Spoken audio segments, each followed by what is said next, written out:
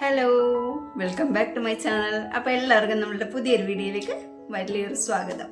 നമ്മൾ വന്നിട്ടുള്ളത് ഒരു അടിപൊളി സാധനമായിട്ടാണ് കേട്ടോ.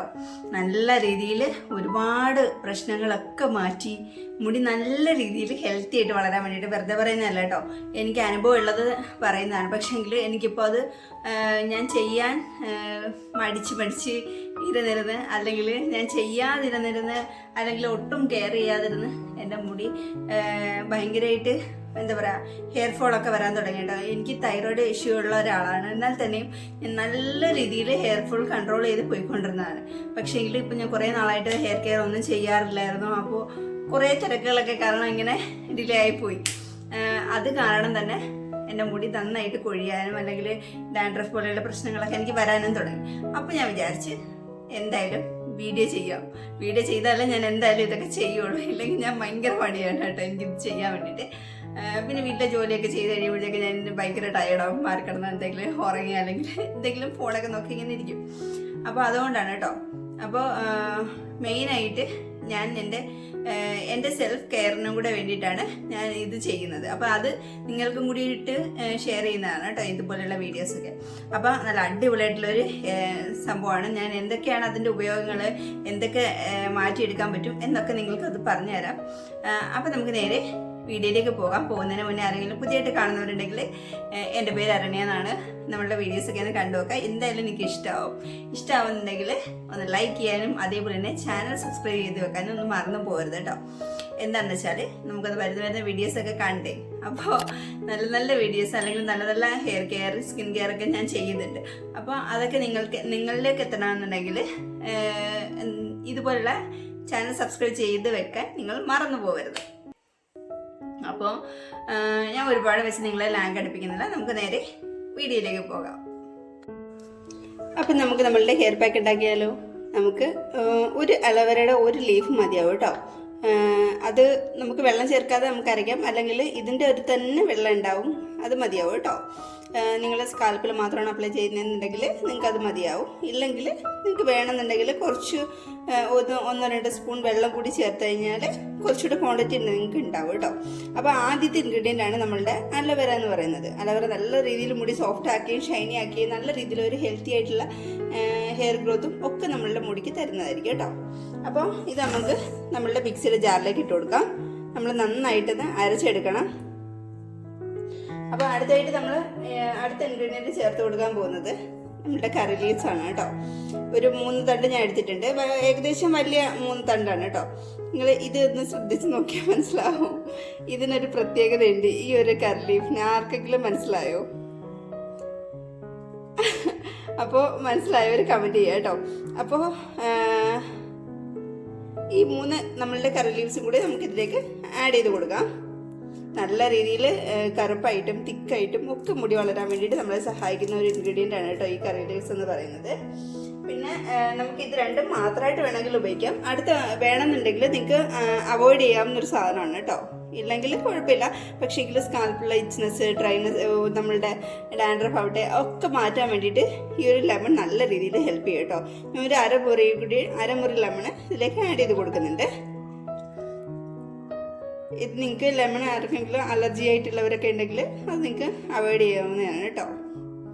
അപ്പോൾ ഞാൻ ലെമൺ കൂടിയിട്ട് ആഡ് ചെയ്ത് കൊടുത്തിട്ടുണ്ട്. ഇനി നമുക്കിത് നന്നായിട്ടത് അരച്ചെടുത്തിട്ട് വരാം.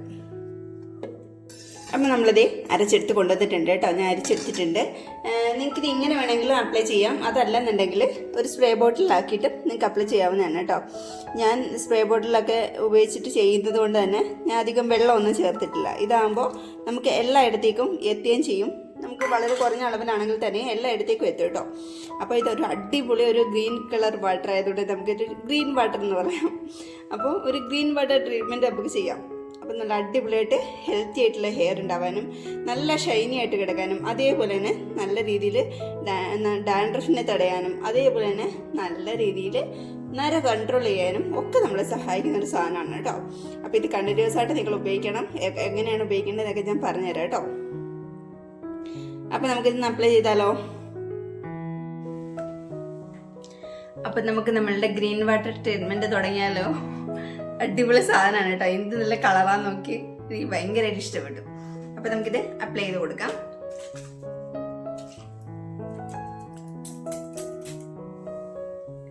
സ്കാൽപ്പിൽ ഫുള്ളായിട്ട് നല്ല രീതിയിൽ കോൺസെൻട്രേറ്റ് ചെയ്ത് തന്നെ നിങ്ങൾ അപ്ലൈ ചെയ്താൽ ബാക്കിയുള്ളത് ബാലൻസ് ഉണ്ടെങ്കിൽ മാത്രം നിങ്ങൾ മുടിയിൽ അപ്ലൈ ചെയ്താൽ മതിയാവും കേട്ടോ.